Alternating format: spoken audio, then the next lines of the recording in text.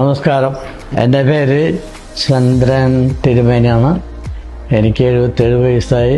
എൻ്റെ ഭാര്യ ജലജ 67 വയസ്സായി.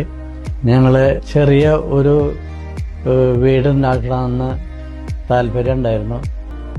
കമ്പനിക്കാരെ ഞങ്ങൾ സമീപിച്ചു. അവർ ഇത്ര ബഡ്ജറ്റ് പറഞ്ഞു. ആ ബഡ്ജറ്റിൽ ഒതുക്കി പറഞ്ഞ 3 മാസത്തിനേക്കാളും മുമ്പ് തന്നെ എല്ലാ പണിയും തീർത്തു തന്നു.